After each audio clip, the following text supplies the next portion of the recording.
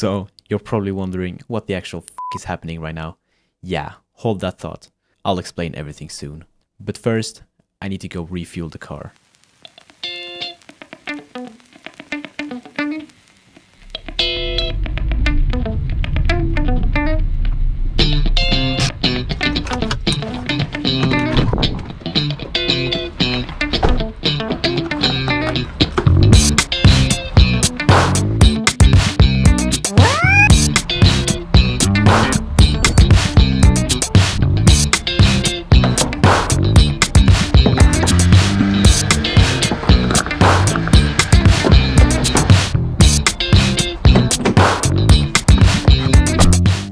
Welcome to the first part of Project i30, the series where I turn my almost completely stock Hyundai i30 first generation into something that's actually clean, while still being on a low budget. My name is Philip, this is my first time showing my face on social media, so it might not be perfect, but bear with me. In today's video, I'm going to show you all the upgrades I have done to it and all the upgrades I plan to make.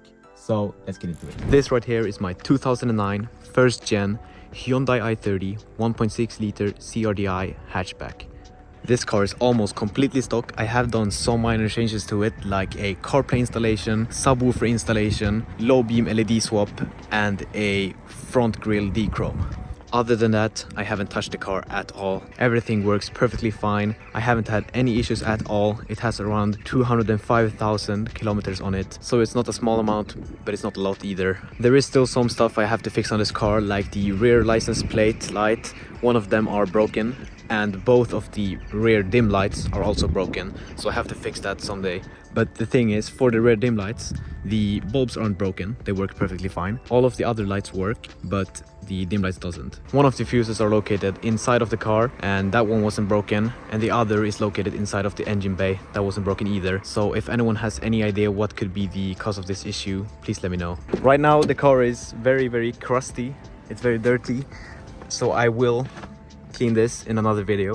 But this right here is the CarPlay that I installed. It was my first upgrade. I got it from AliExpress for around 200 bucks, a little lower than that, maybe 180 bucks. It was a CarPlay designed for the Hyundai i30 first gen, so it was basically just plug and play. This whole panel was replaced. Before, it had a little storage box here, and the vents were differently placed. So this panel is specifically made to fit for this car, so it was very easy to install. It was also very cheap, much cheaper than actually buying a real high quality CarPlay from a known brand and then trying to install it into this panel. This CarPlay has 8 gigabytes of RAM and 128 gigs of storage. All of these upgrades that I've installed, I will link them down below in the comments, so you can buy them for yourself and hopefully get them installed into your car.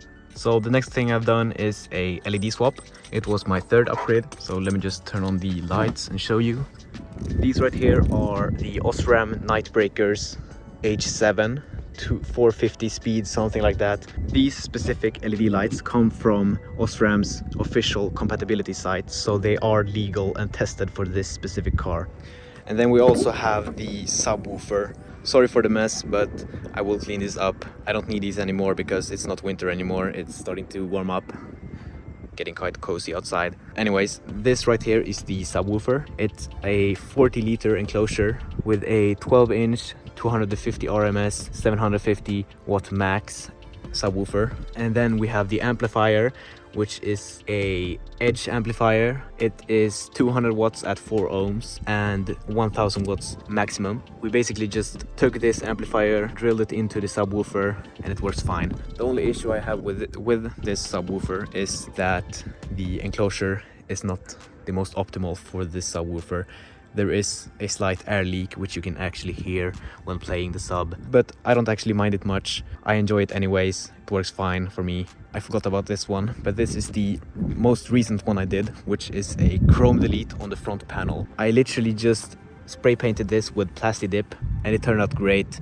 It looks very sexy from the front. My only issue with this grille is that it's matte black. I want to buy some Plasti Dip glossifier to make it more shiny and pop out more.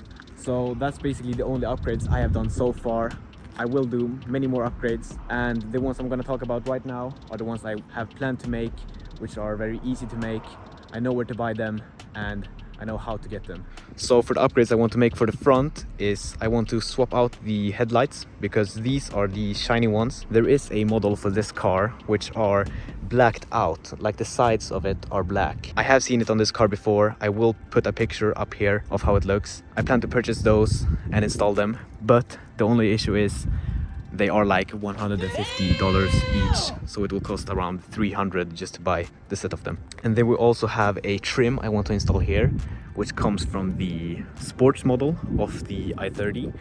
So it's a rare piece. I have seen people use it, buy it from eBay or buy a full bumper to literally just install the black trim. It might take some time to actually find that specific trim piece, but I will try my best to actually get my hands on one or two actually and install them. And the last upgrade that I've planned to install to the front is a front splitter. It's from eBay and it's not expensive and the installation should be very quick and easy. I have seen other people do it.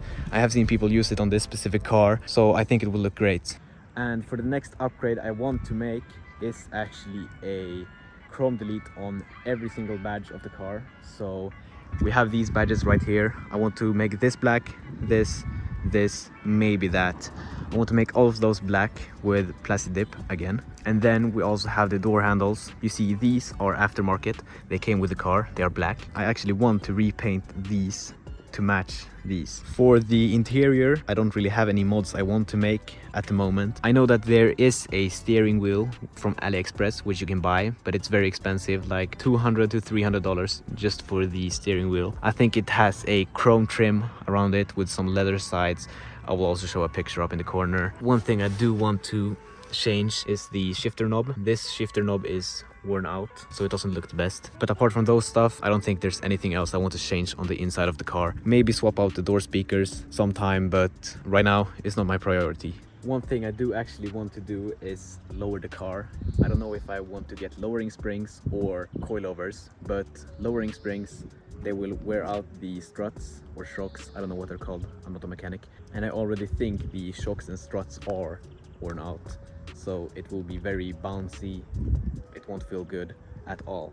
So coilovers might be the cheaper way to go, but let me know what you think. Coilovers or lowering springs? What should I go for? So that's basically the full tour of my car and what I want to do with it. If you have any suggestions on upgrades I should make or stuff you think would look good in this car, I would really appreciate it if you could let me know. Maybe send me a link to the product and I will consider buying it and installing it to this car. Every single upgrade I make, I will make a video on it, or hopefully I will. My plan is to, at least. Hopefully this all goes as planned. Nothing happens to the car. Right now it runs fine. Hopefully the car stands strong and actually pulls through these upgrades for a few years at least. And some of you are probably gonna say, why are you upgrading this fucking shitbox?